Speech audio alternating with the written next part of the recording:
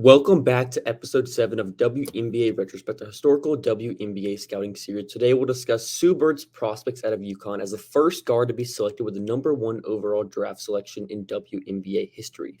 Lofton women's basketball starts now. Ogunbowale for the win. You are Locked On Women's Basketball, your daily podcast on women's basketball.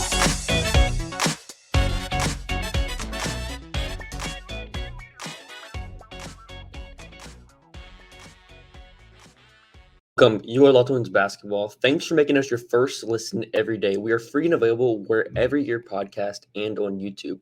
My name is Hunter Cruse, and I'm your Saturday host covering prospect scouting and women's basketball at large. I'm joined by my co-hosts M. Adler and Lincoln Shafer. M covers WNBA in the New York market with a focus on player development and scouting. Lincoln is an indispensable part of our scouting team. You can find him on Twitter at Dovinia_.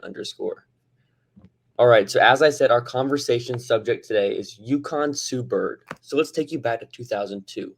Before Bird's WNBA career, she was a national champion and player of the year at UConn, averaging 11.7 points and 5.0 assists on 46% shooting from beyond the arc across 118 career games. So for you, Lincoln, I'm putting you on the spot here, but just from watching Sue in college, what is one word to describe her game? Steady. She's kind of like the pulse of that UConn team. She's handling the ball. She's really impressive in transition, especially to my eye. But she's just like, she does what's asked of her, and she does that's I think one of her strengths as a prospect is scalability and role versatility. Is that she can play on the ball, she can play off the ball. She has elite shooting numbers in college and just makes good decisions with the ball in her hands. That's what is going to make her an elite prospect in my mind.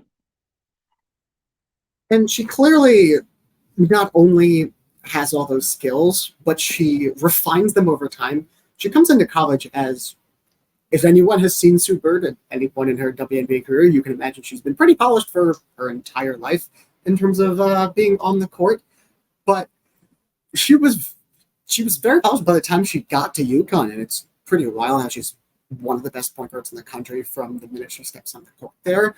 You know, she misses a lot of her freshman season with injury, but even with that, she continually improves over time, just rounding out the skill set. Hunter, You mentioned her overall stats. Her senior year stats by themselves are absolutely ridiculous. As a senior, Sue averaged 14.5 points on only 10 shots a game. Her shooting splits were 51% from the field, 47% from three, 92% from the line. Almost half of her shots, over a third of her shots, were from three. She had 5.9 assists per game with a 2.5 to 1 assist to turnover ratio and averaged 2.5 steals per game. It is ridiculous what she's able to do with everything she had and how well she was able to read the court and how cerebral she was. Lincoln, you mentioned transition. Basically, she is everything you could possibly want out of the platonic ideal of a point guard for the early aughts.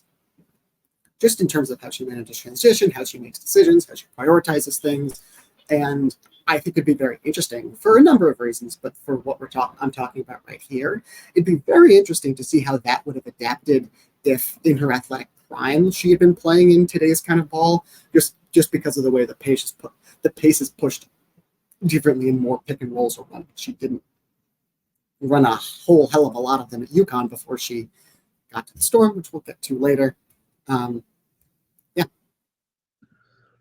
Yeah, with Sue, one thing we didn't mention was she played alongside Diana Taurasi, and whenever she got open shots, she just didn't miss any open shots. It almost felt like I was clipping pretty much every three-pointer that was wide open she was making. I was impressed with just her feel, just like you guys said. She's just a high-level processor of the game. She's so cerebral. She knows just the little things on the court. She's just such a smart player. We're just talking about a player that shot 50, 40, 90 in the early 2000s, came in the WNBA, which we'll talk about later. Better than 50, 40, 90. Yeah, she immediately came in and was just translated immediately, efficiency-wise, which is like what we've seen with other prospects in our series. It usually takes them a couple years at least to get efficient. With her from the jump, she was already there. And I think, no pun intended, part of that thing with the jump was the jumper. I've said this before, and Lincoln, I'll throw it to you real quickly, but because you know this stuff very well. But as far as I can tell, her jump shot is basically the textbook jumper. It's exactly the same pulling up versus off the catch, and I don't think you could possibly have a more efficient transfer of power from legs to the upper body. It's so clean. Yeah, and it looks the same when she's 19 as when she's 38. It looks the same every time that I've seen her shoot a basketball. And that's just, it's not an easy thing to do that. Like, to have the same mechanics and the same, like, efficiency. She never shot, like, a bad percentage from three in the WNBA. She shot over 40%, probably more often than she shot below 35%. But just to see just that incredibly clean transition, incredibly clean mechanics, like, it's so fun to watch because a lot of those college teams are trying to play zone defense, and they just can't successfully play zone against these UConn teams. Sue's too good of a shooter and too good of a decision maker. She'll just like bait the corner up from the zone and create wide open threes for herself, for Diana Taurasi, and for Shea Ralph. And it's debilitating to watch those defenses just fail to do anything against Sue Bird, especially just creating havoc in zone defenses. Sue and Diana played, or they started 1 year next to each other. Sue senior year, Diana sophomore year. During that season, they both shot over 50% from the field and over 45% from three, on huge numbers of attempts from three. It's so funny. And yeah, so I have a quote. After the draft, Lynn Dunn was with Seattle, and she compared Sue Bird's game to a blend between Jennifer Ozzie and also compared her to Dawn Staley. Just that combination of players. You don't really see a lot of comparisons back then. You didn't really see kind of that analysis kind of stuff then, but I think it's kind of accurate just of what you see from both players and Sue Bird in general in college. Even then, they were even the expectation then was she was going to come in and make an immediate impact on Seattle. Like, she didn't lose games in college. Like, she rarely lost games. Just a winning player in general. Even after her ACL injury freshman year, she came back and was just immediately impactful to offense and defense as well, just being able to communicate as well. But after the break, we'll get into our scouting grades on Bird. And then we'll later talk about her WNBA career in Seattle.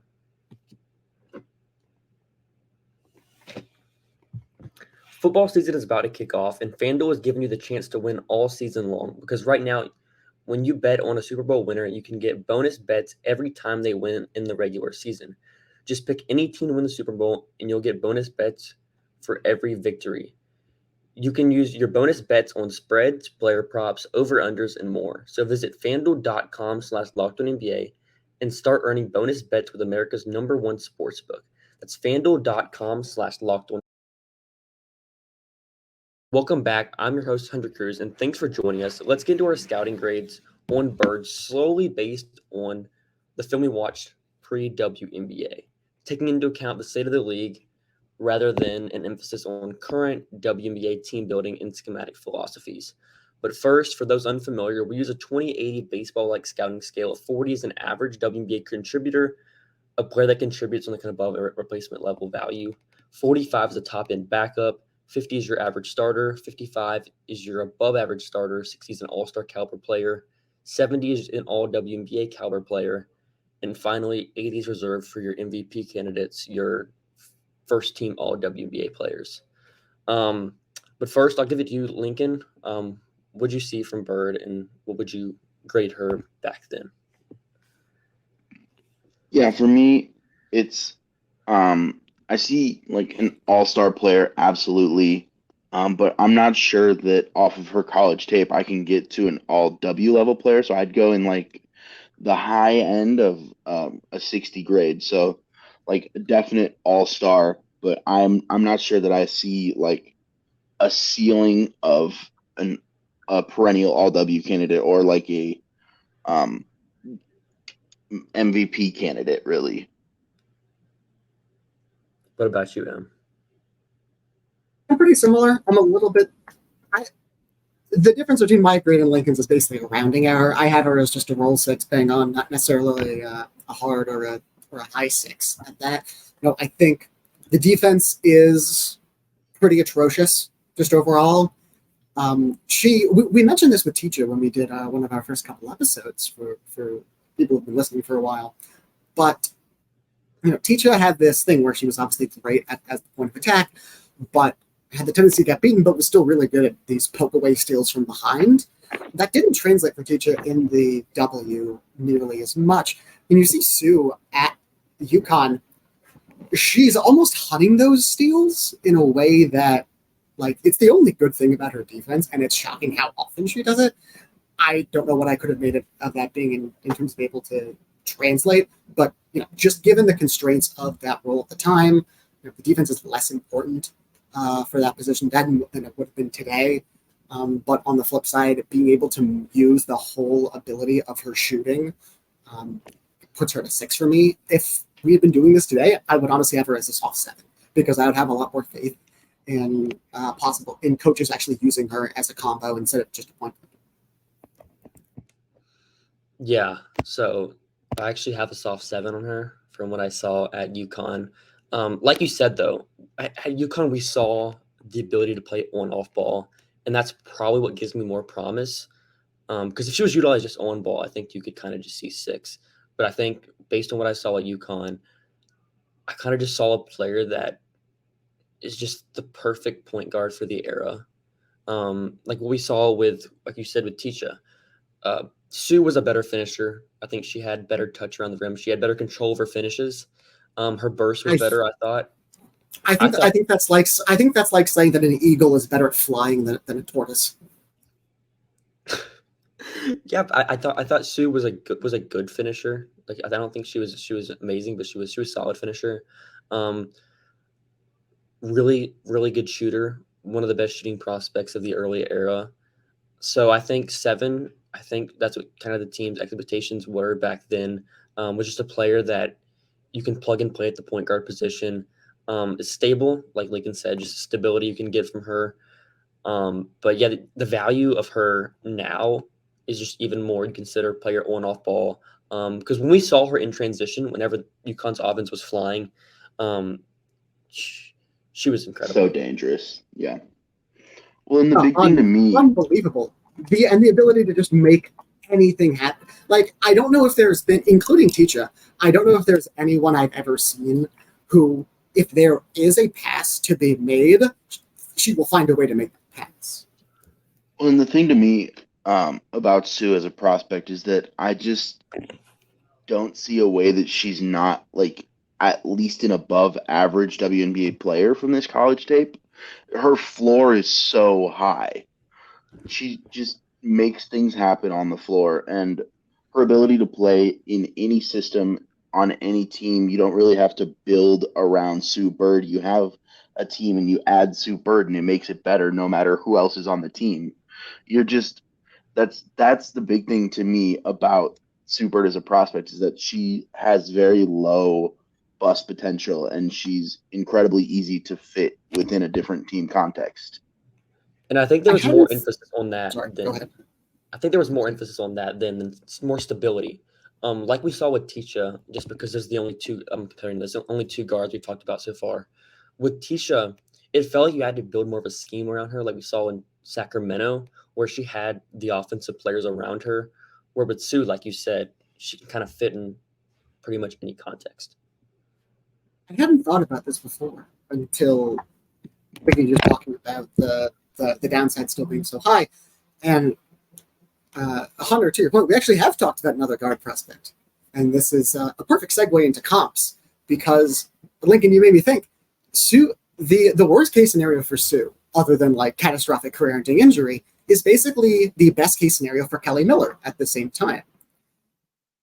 you have a quality 3-point shooter, questionable mid-range pull-up shooting that they're over-reliant on, not a good driver in the slightest, great passer, great passing ability, good playmaking in general, really good in transition, can't play defense. That's that is what we talked about last week as being what you want to get out of Kelly Miller.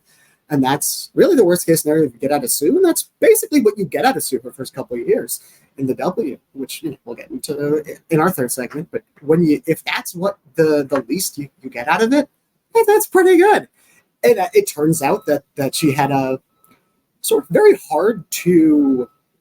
inscrutable peak. It's what I'll call it. Again, we'll get to that next. But I think overall, just in terms of the skill set as a prospect, what we saw in the W, especially once Brian Adler was getting a little more experimental with how he used her and LJ, still not as much as he probably should have, but at least in that sense. And especially once you get Dan Hughes and Noelle Quinn coaching her at the end of her career, I think she is just what Sabrina Ionescu is right now. It's incredibly similar skill sets. And this is, Hunter, while you and I are both sort of like, if Sue came out today, this is a soft setting.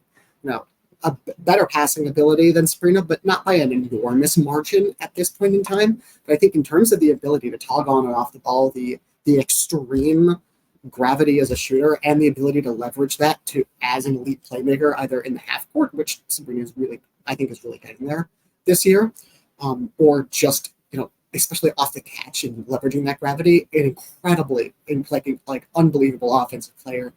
And I think that's why I'd definitely have her a great hire today. Lincoln, I know you have some interesting comps you've been looking forward to. So the first comp that came to me was something like Dallas Mavericks Jason Kidd on their title teams with a steady hand as the lead ball handler, and at that point developing a 3-point shot. Not going to do like a ton more than you ask, but going to do their job. And that's what Sue Bird does. And the other one is my first inanimate object as a comparison is a grandfather clock. It looks great. It's just going to go up and down. It's got the nice little pendulum swing. It's just like steady. It holds. And it does what you ask of it. And I think that Sue Bird's college tape shows me a perfect connector who's steady and patient. And it's got the same vibes as a nice grandfather clock. That is the best. I hope you're proud of yourself for that. I am. Okay, so after the break, we'll get into Sue's WNBA career. And that was a good lead into what happened in Seattle.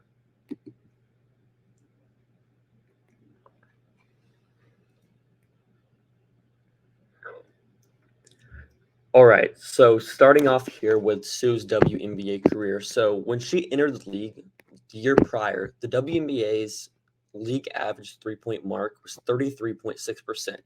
So in 2002, her rookie season, she was the only player to shoot 40% from three, minimum 3 attempts, and record a 30% assist rate, right? She did that 7 times in her WNBA career. And she did not just take 3 attempts, to be clear. She took 4.5 that rookie year. Only 5 players have done that ever, and Sue did it 7 of those times. And Becky Hammon did it twice. Nikki Teasley did it 2 times. Chelsea Gray did it 1 time, and then Cynthia. And that 1 time technically could still be 0 times. It's this year. Right. That is this year. And then Sabrina was also close to this mark as well. But very close. Just in general, to do that 7 times, when we're talking about stability, consistency, she maintained that from her rookie season. And she did that. I think she had a little bit of a gap in between, but she did that later in her career as well, which is she shot 43%.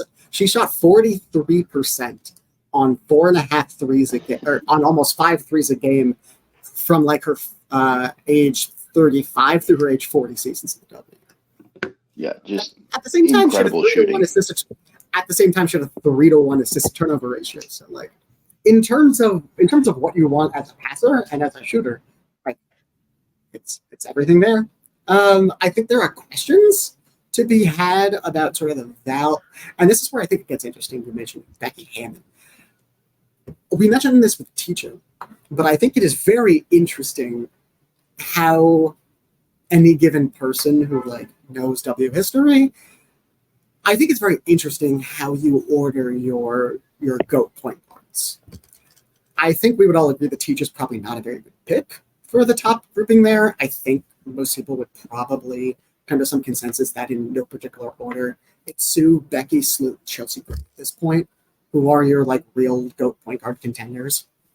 And I think there are fair questions to be had, and I can defend anyone putting them in any order. Frankly, for me, the volume of Sue's playmaking is super impressive as it is, and her assist-to-turnover ratio is sterling, of course, but it's not leaps and bounds better than Becky's. And Becky is someone who was one of the greatest shot creators in WNBA history, in addition to that playmaking.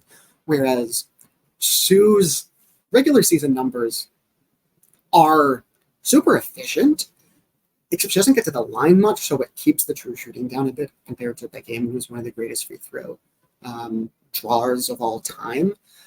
So again, I think it's interesting how the volume of everything but playmaking and raw three-point shooting for Sue is so much lower in her regular season. And again, this is what you talk about, someone being super steady and super polished. And I think this is a question I had at UConn, is sort of where is the standout? If you're not being used the way that Sandy Brondello is using Sabrina Ionescu right now, to leverage all that shooting gravity, which again, I really think Sue had the ability to do. But if you're not doing that, it's where is your sort of game breaking? Where are you really able to push and really lead the team? Really lead the team as opposed to just I shouldn't say lead the team, but where are you able to elevate players who maybe wouldn't be able to get to a certain level, rather than just helping players who are already good be even better? And you see this throughout her Storm career. Sue is the sort of greatest addition to any team that already has good players. But when they don't, after LJ gets injured until they draft Jewel and Stewie, there is this dead period where Sue is still a good player, but she's not helping them get to winning much. They missed the playoffs too, just partly because of injury for her. She has her second ACL tear, but also because the skill set isn't really tailored to elevating worse supporting casts in a way that the best playmaker in the men's side right now, Nikola Jokic, he's the best sort of force multiplier, as Mike Prada, it's a term he used, is the best in the NBA at that. But also was able to elevate because of the scoring these sort of really bad injured Nuggets teams a couple of years ago to still make playoff runs. The interesting thing for me, and this is where I don't want to sound too pessimistic on Sue, because the regular season numbers are what they are, to be clear, but also I think she's just the clutchest player of all time. I want to be clear. There are different ways to define that. Is Paul George clutch? Who knows? But I want to take you through Sue Bird's playoff clutch time stats for a minute, because her regular season stats are very good. You can look them up yourself. She shot about 40% for her career on 4.5 threes a game. Her effective field goal percentage is 52. She had 5.5 assists and a 2.5 to 1 assist turnover ratio. But let's go through her clutch time stats. For her entire career, she played 83 playoff games in which she had clutch time minutes. She shot 37.5% from the field, 44.5% from three, a 30% assist rate, and an 8.5 to 1 assist to turnover ratio. I'm just going to leave that there for a second. She had almost half of her threes, 30% assist rate, 8.5 to 1 assist to turnover ratio. You said 8.5 to 1? Yes. We can get stupider. Hold on. Yeah. But to be clear, we can get stupider, and I want to get stupider. Her playoff. So her career peak in the regular season is 2008 to 2011. She turns it on for the 2012 playoffs, so I'm going to consider her playoff peak 2008 to 2012. In that 5 playoff span, which the last one came without, a good LJ, came without that support. She played 23 playoff games in which she played clutch time. Or sorry, not 23 games. She played 23 minutes of clutch time. She shot 42% from the field, made literally half of her threes, had a 60% true shooting percentage, and a 7-0 assist to turnover ratio.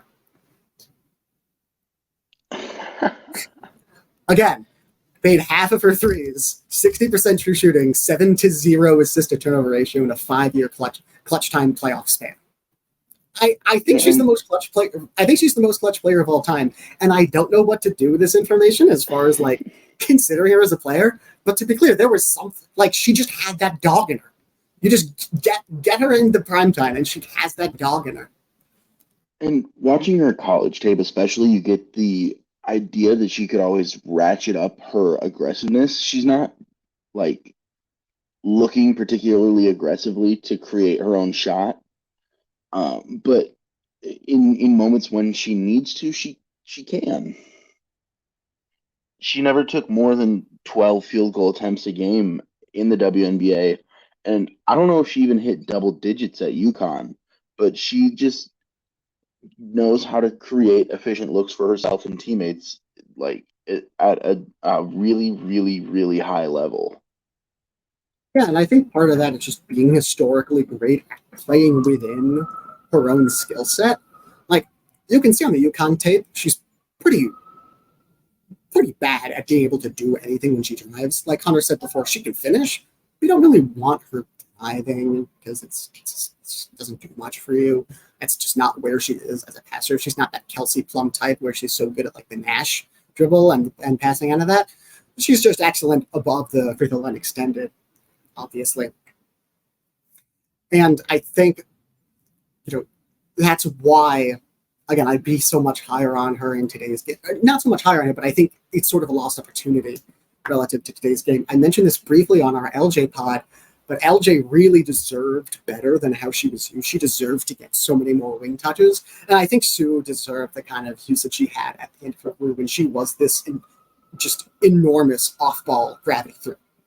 Especially with how athletic she was at her peak, the move and shooting would have been insane. You can see that in bits and pieces here at UConn, bits and pieces in crunch time with the Storm. But yeah. So, thank you for joining us today for another edition of the WNBA Retrospective, going over Sue Bird, where our consensus grade is a roll 6, a 60, a perennial all-star player, if you will. Thank you for making Locked On Women's Basketball your first listen every day. Join the team at the next week for continued coverage of the WNBA and women's basketball as a whole. If you join the three of us next weekend, you will get to hear us talk about Sue's teammate and possibly the greatest offensive player in women's basketball history, Diana Taurasi. Have a great rest of your weekend, everyone.